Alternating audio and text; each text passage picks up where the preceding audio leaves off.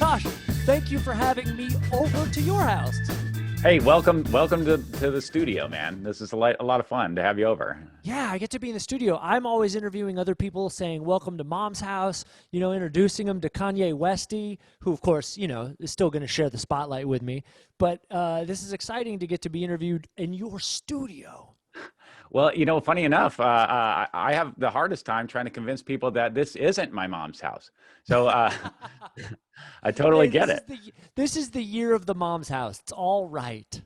It is year of the mom's house. You know what? I'm going to hand that to you. And actually, it's the year of the thought I was going to move. Turns out not gonna. Oh, yeah. This is the year of the plans are on hold. But if we look at it with silver lining, it's the year of the pivot.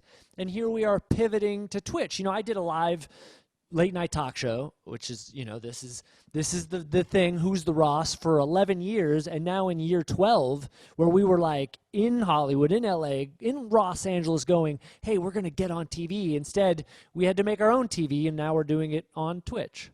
Well, that's funny that you should bring that up. I've been asked a few times because, people have heard of Aaron Ross. People have heard of, certainly heard of Ed Foreman. That's where I heard about you.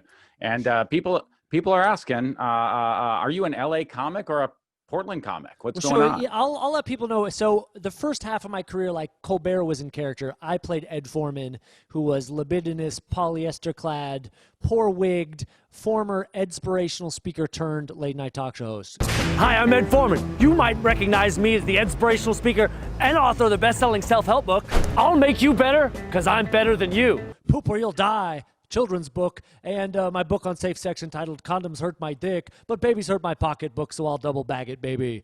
It was a very 10 sort of vibe. I dropped the shtick in 2014 and have been doing the show as myself ever since. But to answer your question, look, Portland's where I'm from, and it's where my heart is, and it's where my mom's house is, so it's where I am. So Portland's always the base to everything. Portland's always the inspiration to all the madness that we've done. But I have been in Los Angeles the last 2 years. So, it's just where you're going. It's just where I've been at. I'm from here. That's where I've been. It's funny, though. A lot of our audiences come from Los Angeles. So we've got the split Ross City, Los Angeles, 50-50, but it's 100% puns with my name, so take it.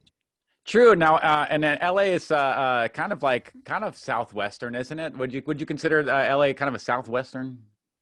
Cool, because you're from Arizona, right? Yeah. Well, I mean, I guess you're no stranger to the Southwest. It looks like on my notes here. Where is it? Oh boy, Sierra Vista. Grandparents from Sierra Vista. Yeah, my grandparents were from Sierra Vista, which is 90 minutes south of Tucson. So yeah, I mean, I get my mom's from England, but met my father in LA. So like, I've spent plenty of time there. My best friend went to college there, so like I'm plenty well versed in it. It's a hell of a town. Did you say your mom's from England? Yeah, my mom's British.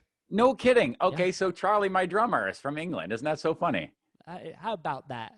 So it's literally a small world, that tiny island, but even smaller world sometimes. It did birth this great nation we're in. So yes, but mom was in England until she was 12, and then she went to Hollywood, and she acted in Hollywood and acted in the, amongst other television series, Batman. She did for a week, the 60s show.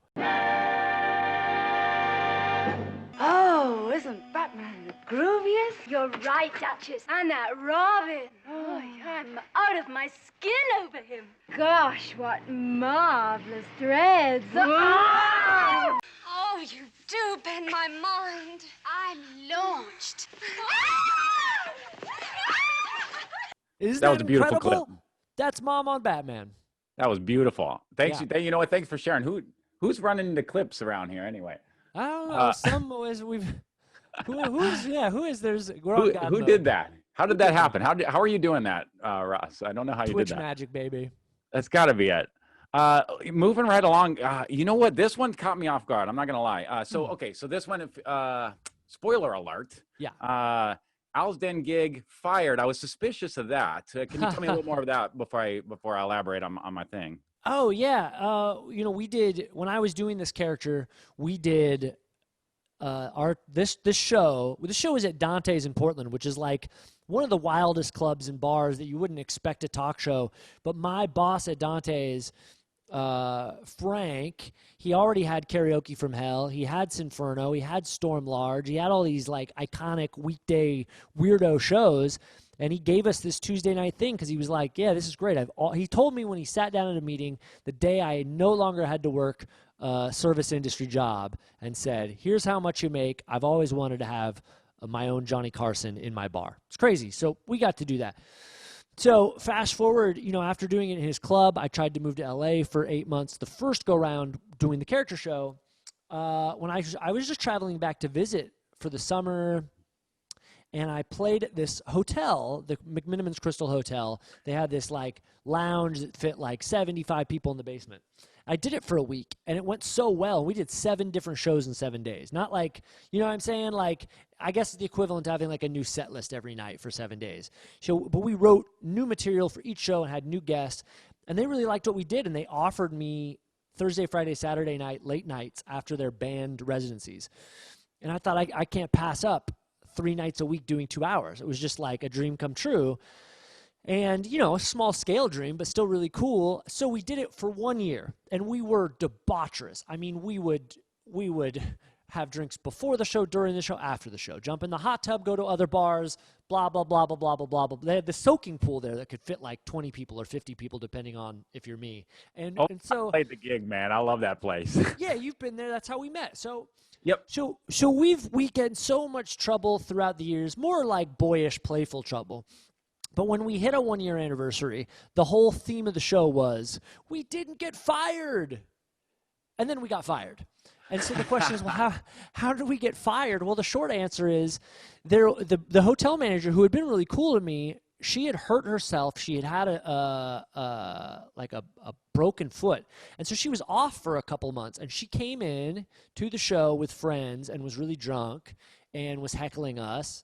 And my character didn't take crap, and also because I was from Dante's, a world where you'd get heckled, we had this song for hecklers that was like this sort of like Justin Timberlake soul thing called Shut the Fuck Up, where I would sing this sort of chorus about them needing to shut the fuck up, but in a pleasant way, and then I would ad-lib and improvise verses in a like, and she got mad, and then they fired me. That's the short of it. Shut the fuck up, baby. God damn it. Now it's mildly endearing that you're helping me out, but regardless of this shit, I'll say, shut the fuck up. Shut the fuck up, baby. Wow. Yeah. Wow. They put stuff on top of that, but that was really it. And then that was really lame because that wasn't. I almost said that like Obama, and that was really lame. There was like no reason for it to happen, but it was a blessing. Our time had run out, and so we went back to Dante's, and that's what inspired me to do the show as myself. I said, I'm the run of the character's done. We did. In fact, if I could take it back, you rarely have regrets, I think, as an artist. But my only regret was if I was doing 3 nights a week, I wish it had been my face, not the character's, ultimately. I wish I had phased him out and maybe brought him on in guest appearances. Because we were at a hotel where maybe just a normal guy in a tie could have worked and really connected with people. But the thing is, I started doing this character at 24, and I started doing the talk show at 25. I didn't think that anyone wanted to see just me as me in a tie and a suit. It just didn't. That's just not how you think. You tend to think, I have to be bombastic. I have to do something bigger. And so, as I was at that point 33, it was like, yeah, no, I think it's time to be me. And so that's where we are now. That's beautiful, man. Well told. Honestly, Thanks, I remember those times in the old Alice Den, and I was good there. Times. Yeah, you know what? But you would put those things away, and that is actually what I'm segueing to here. I would see you guys. So at first, though, you didn't. I didn't think I saw you with a drink in your hand until every cable was plugged in and that band was off stage. And that's true. That's true. So we would meet. Talk, because when I'd meet with my band, who well, with the great JP Downer leading, oh, yeah. Every night was a new show. Again, every night was a new show. So Thursday's show was different than Fridays and Saturdays. So we would meet. If the show was at 10:30, we'd meet at 7. We'd have dinner. We'd give everyone the notes. We'd go down music cues, explain the bits. And then at 10, we'd set up. Now, my band would play for the opening 15 minutes. So it was in that time where you're putting on the suit. That's when you have your shot of whiskey. And then you do the show, and you have a couple drinks during it. And then you drink a lot afterwards. And it was never a problem, but that just gets in the way. And the truth is, and most people don't know this, which is I haven't had a drink in almost 5.5 years. That's the one. That's where we were building towards. You nailed it. I just found that out. Blew my mind. So How long have you been? Most people don't know How long that. you been not drinking? Well, I was just curious. How do you know? Because like it's not. Oh, okay. So you let's dial back just a second because Yeah. you said something. You said and then my band, and I'm the infamous JP Downer. That's where I got a lot of these epic questions from. By the way, I did a little bit of reconnaissance. Oh, good for you. Ooh, you're a pro. Yeah, JP, my band leader of 6 years. So he told you. Yeah, it was a shift. It was a shift, and yeah, it was. And it was when JP was still band leader in 2015. I think it was June 20 to June 20. I don't remember. Dude, no, that's great. That's great. You're so sober that it's 23rd. like you've had too many now. Too many sober years. 5.5, and it just wasn't. Look, there were a lot of great times. There were a lot of wild times. Alcohol gave. It amplifies. And so there were a lot of nights where you're like, that was dope. But there's some you regret. It's just based on like, that's just booze, And so I find sober, there's never a night you regret. And you're never going, tonight really would have been better if I'd had a couple drinks. It just doesn't happen. But there's also just training your body that way. I didn't drink till I was 19. I told myself as a high school student, you know what, I don't need that. I'm going to get in a lot of trouble, which I ultimately did.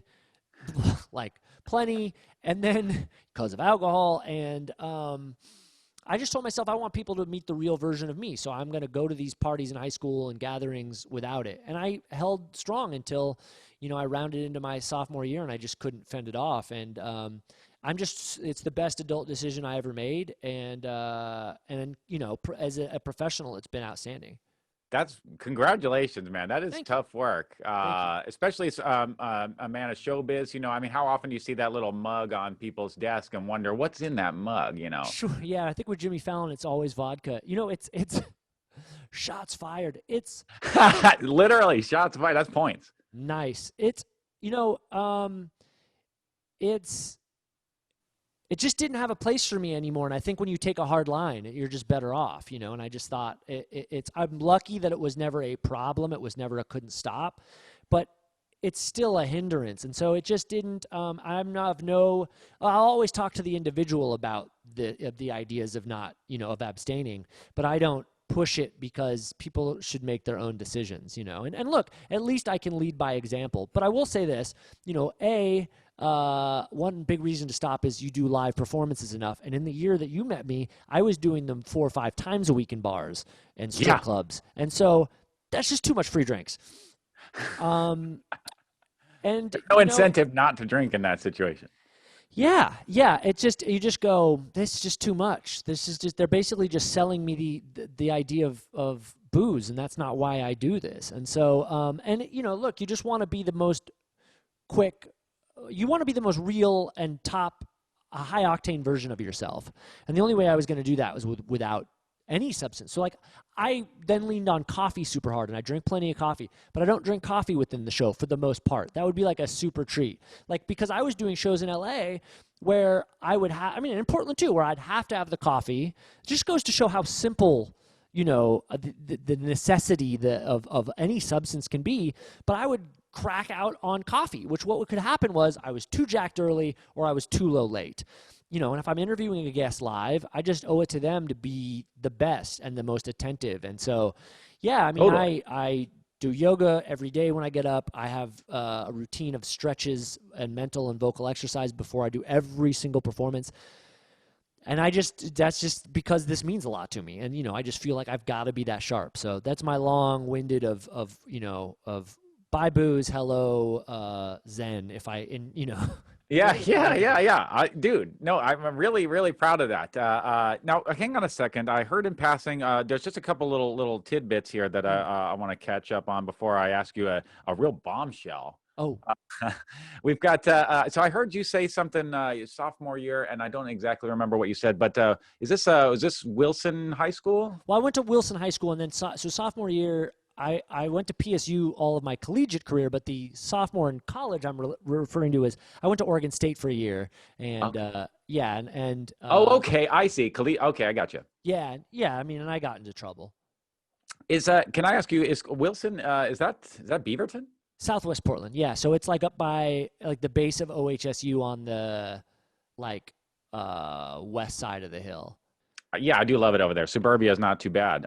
Now, between all the different things you've done, some of my favorite that I like to mention, but you gave away cigars, Paul cigars, right? Sure. You had a big old thing. You did a mayor, I want to say month. Yeah, we had Mayor May. Mayor May, and you interviewed a new mayor every, was it day? Every show, and there were 16 shows, yeah. Okay, yeah. That was one of my favorites. What else we got? Toys for Tatas? Yeah, Tatas for Toys. We're creating our 10th year to go digital December 22nd. Last year, for our 9th year, we raised 10 grand live at Dante's in cash, and we went and took all that money and bought toys to take to Dornbecker Children's Hospital. So, an effective, simple way that you can help this holiday season. Yeah, listen, it's given, right? Not necessarily receiving. Yeah. I mean, it's this year we hope doing a digital, it opens it up to a lot more people that could just be live in Portland. And those shows were epic parties. They were so much fun. But we think we're going to present something that I think all of the stuff that we're doing now, it's my job. It's what I'm driven to do. I love doing this. I do these performances selfishly, but there's a lot of me, like when we went on for Thanksgiving and did Hanksgiving, I do that show because I know people are solo this year, and I know people are feeling like stuck and down and out, and we're trying to do these shows to give people community and something they can count on that's fun, and it's a small thing, but it's what I have, and so it's the best thing I can give back. Well, I think you're doing a great job. Definitely, I mean, it's not every new Twitch user that's able to bring the powerful amount of punch that you're able to offer. I mean, 20 users, affiliate in the first month, you're crushing the game right now. Between interviewing, you've interviewed a bunch of rap stars, right? Sure. B-ball stars, name a couple of your favorites just real quick. Oh, I mean, recently, we had Diggable Planets on, which is an incredible pop act. Love them. And so I met one of the guys in this group out of Seattle, Ishmael Butler's in Shabazz Palaces. I met him 5 years ago. I did a music festival with him called Pickathon, and then I did this Red Bull gig at Doug Fur. We kept in touch. I ran into him in LA, and then when the whole thing hit, he came on. He chatted with my mom. They hit it off, and then we're talking about and we're talking about Cool Like That, like this classic song, like ba-doom doom doom doom doom doom doom doom, right? So this cat and my mom get along super well. And then for our 800th show, he brought along his bandmate in Diggable Planets. That was incredible. Slim Kid Trey of the Far Side lives in Portland. Far Side's passing me by. He has been on the show every year for a decade. I met Derek Martin in LA. He's an former NBA player that had taunted Michael Jordan and told him on a game that the Bulls were losing in 1995 when they won the most games ever. He said, he said, "You ain't got shit tonight, Mike. Shot ain't falling tonight, Mike." And then Mike on the bench laced his shoes back up, went in the last 6 minutes, scored 19 points. Derek's team lost, and Mike says to him, "Shut up, you little bitch." So that cat has brought along two other players that he played with, Tracy Murray and Mitchell Butler. Wow. Yeah, we've had Simpsons writers. That's been a blast right before the pandemic. I've been tuning in for those. Yeah, the Brent Forrester, who wrote for The Simpsons and The Office and Mr. Show and Ben Stiller's show and now Space Force. The guy is incredible. He is my favorite guest. I didn't realize he was working on Space Force. Yeah, he's a Love that. That's a good program. Good writing. Good writing. Yeah, and Brent's been amazing. He loves my mom. We just had Bill Oakley, who was showrunner for The Simpsons in season 7 and 8, which means he was like the head of writing and the driving force. So those guests are all great. We've had great porn stars on. My friend Riley Nixon, who I was living with in her double wide trailer on the side of her house in Echo Park, is amazing. I mean, there's something about, and that's maybe the one thing I miss. I don't miss the live audiences and the applause because I feel like we actually gain a lot on the Twitch in the comments. I think people can feel more ownership. I do miss the networking and meeting people in real life to get more guests. You know what I mean? So yes. Because I had Riley on the show down there and we became friends. I had Brent Forrester from The Simpsons on and we became friends. That I miss. But we're really lucky that the last 2 years in LA created a base of great guests, and we've branched out. There have been people that, I had not met before, or maybe I had met in passing, like Stephen Droz of the Flaming Lips has come on twice, and he's a fan. No way. That's cool. Yeah. Wow. Yeah, I'm with you on that, man. Talk about missed opportunities this year. It's like, you might shake the hand who shook the hand, and then that guy, you might be able to get a phone call in with that guy. Even 5 minutes is a good interview sometimes. And look, there's a blessing on both sides. First, Twitter is your new shaking hands, and then True. Look, there are so many people we might not have gotten before that you can get because we can pre-tape Zooms and then put them on Twitch. So the future's bright, and the options of who you can get are basically limitless. The only difference was the ability to convince them or charm them or connect in person, isn't the same as an email. However, emails have worked for us a good amount too. So I am grateful on finding this platform that you and I are literally using now and finding the benefits of, hey, you don't have to drive to the venue. You don't have to take half your night, or get a babysitter. Just 30 minutes on Zoom. And most people say yes if we can connect with them. Dude, 100%. I love that. So that gives me an idea of what's next for Aaron Ross. Certainly, it looks like you're going to be plugging more Twitch. It looks like you're not going anywhere anytime soon. Yeah, we're going to stay on here weekly and try to keep growing that. And it's all demand. If people want more, we'll do more. And our big hope is gaining sponsorship, not just to help pay the bills, but we really want to have prizes we can give in our game show segments to people that are tangible each and every week. And we'll get to that place. It's been a little slow. I was always great with it. You mentioned cigars and hot sauce and things that we could give away live. It's just a little harder digitally. So we're trying to get to that place. Yeah, and I believe you'll get there, especially with the drive, the determination. I think your community is growing quick. It's only a matter of time. The one question that I think that we got to leave everybody with today, and the thing that I think that everybody has been thinking about, what's on everybody's mind? Adventure Dave, that's a real character, isn't he? He's a real character. Yeah, that's right. I got a real question for you about Adventure Dave, since Adventure Dave couldn't be here with us today, or at least not for this interview. Joe Dirt, do you think he would have gotten better along with Joe Dirt or Robbie, the guy who was always trying to take Joe Dirt's girlfriend? Man, he'd probably get along with Joe Dirt just fine. I mean, they have the same magnificent mullets, and accents. Adventure Dave's a little bit more high energy. Hey man, it's me, Adventure Dave, and I'm at Winco Foods. I'm gonna show you how to get a $5 feast for Thanksgiving. Come on! A turkey jerky made with real turkey. Candy corn is better than real corn. I mash my own potatoes. Yeah, man, he's they say, as he says, you can't spell adventure without Dave. And it's true. I've tried and I can't seem to come up with it. If you leave the A out, maybe, but that's the first letter. So thanks so much, Ross, for meeting with me today. I appreciate this opportunity.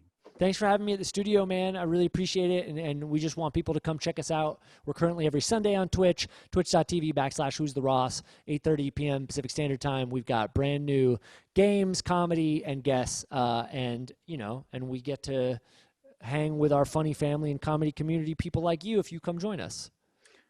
Thanks so much for tuning in, everybody. Guys, that's been Aaron Ross. You guys can go smash that follow on twitch.tv/Who's the Ross. And we will see you again real soon. Back to you. Oh! Hey, look at us, friends! Welcome to Who's the Ross? I'm Aaron Ross, your comedy boss. Thank you so much, everyone, for coming into the show. What? I forgot to put a shirt on again? I think it's game time, Mama. Game time. We got a 10,000 from Rick the Set. What do you think? 10,000, Mom? Is that too much or not enough? Get back in your bubble.